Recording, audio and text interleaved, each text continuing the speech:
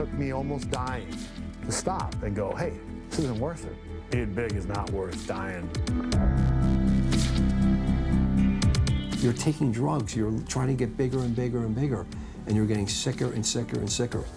That's bigorexia.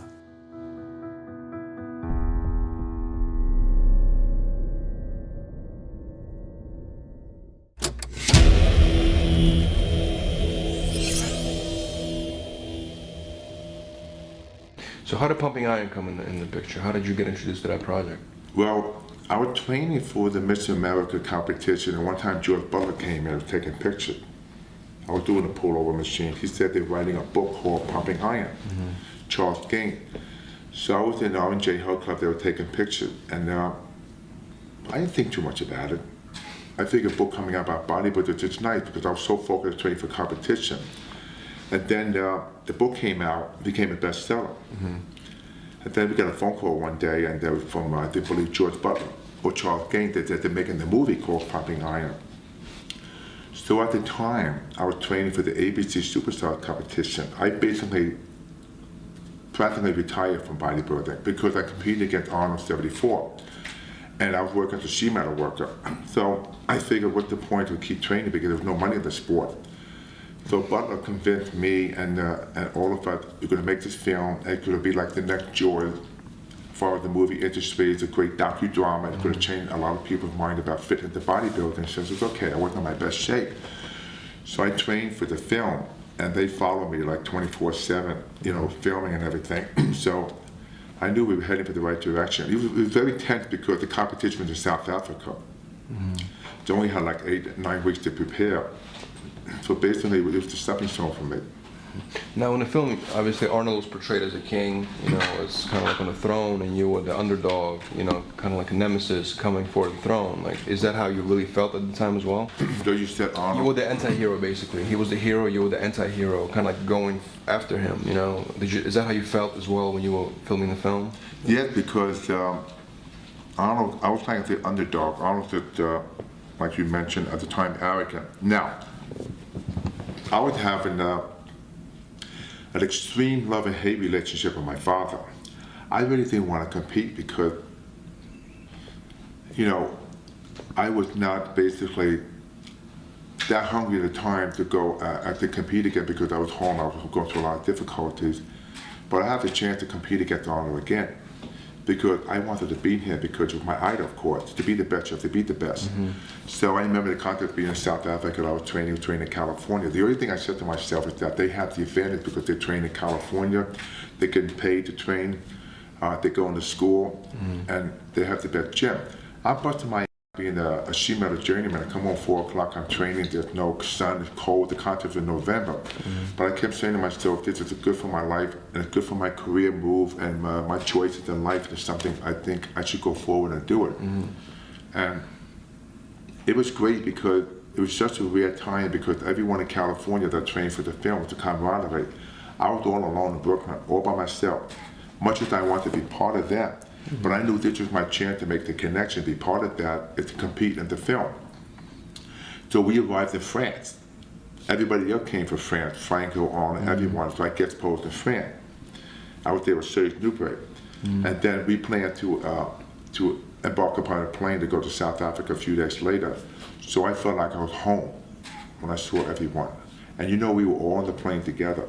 It was the airplane. We flew by airplane, not by jet, all the way from Paris to South Africa. And it's one of the best times in my life because I had a chance to see my whole life, my childhood coming back, all these champions in the magazine, I'm with them, competing with them. And how was the whole vibe between you guys at that time? Well, pretty good because Arnold was the reigning champion. And I made the decision that I went there basically knowing that okay, if I lose, maybe I'm not my best to beat him, but I want to go to California someday. I want to be a champion. I want to continue my career. The fight was pretty intense, but Arnold, you know, he's pretty candid about it. I mean, it was fine, but just the fact that I wasn't on my best, but I really had a good time because I had a chance to be with all the guys like Waller, Corny, Franco, Zane, everyone. And it was fun because I get to see how the camaraderie works and being together because everyone of us had a personality. Like you take my cast, he was a teacher. Everyone had to basically work for a living. And did you know the first prize was only $1,000? $1,000. So that means you weren't really doing it for the money. It was for the passion. It was all about the passion, right? Yeah, it was passion. I knew it was the film.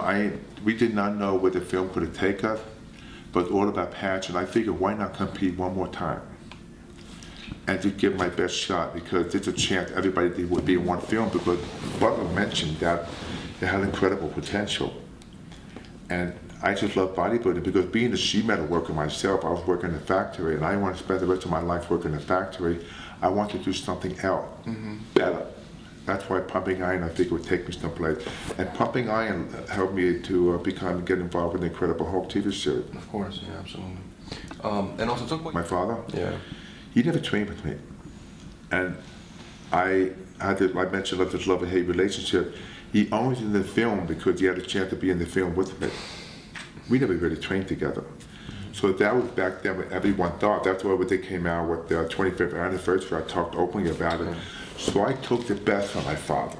My father was a police lieutenant, was a very stern father. And more than anything, he wanted me to win this competition.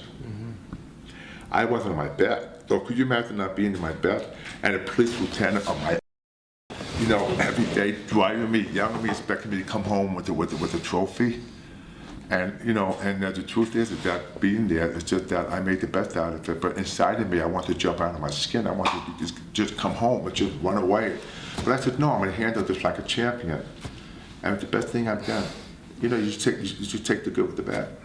And it's probably George that encouraged him to be in the film, right? He wanted to show it. George Butler wanted him to be in the film, your father, like to show him. Yes, father and son. But the truth is we never trained together. But the truth is the fact that it's history.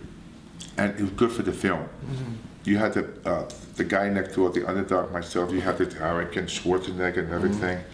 And at the same time, my father, I think, created more fiction. Because, at the time, Arnold was never really mean towards me. It was just Arnold. So I was having fun, but I was having the friction with my father. So I had to deal with all the issues. I made the best out of it. And so it's funny, right after the competition, after I lost, I disappeared for 2 days. I was in the jungle with some woman. I just ran out for a couple of days. I had a great time. I'll tell you later about that. So it was great because we're in South Africa and filming, and then such a long trip. But if I had to do all of it again, I would do it again. Because it's my life. But the funny thing is that today, nothing comes near pumping iron because of the fact that every one of us had a personality. That's what's unique, because you look at every one of us, all these guys, the body spoke for itself. We didn't even have to say anything. It's just staying there. It's a form of art. Beautiful.